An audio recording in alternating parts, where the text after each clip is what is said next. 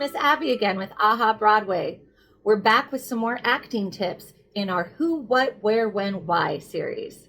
So now we're going to go to our second question, the what.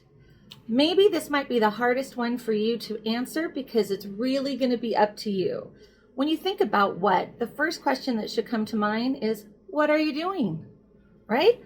So what are you doing? Why are you on the stage? Why are you in this scene? What? Am I filing my nails? Am I waiting for a phone call? Am I waiting at the principal's office to get in trouble? So what are you doing? Then whatever happens in the scene is something that interrupts what you have already started.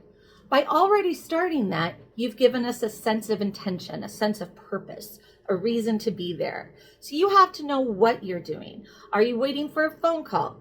Your focus is never about what's going to happen next. That allows us to actually react, which is a big part of acting. Most of the acting on stage happens in the reacting to somebody else's.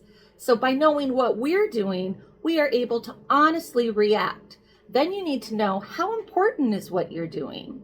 If I'm just sitting there filing my nails and somebody comes running in the scene to tell me something, do I stop filing my nails? Am I interested? Am I not interested?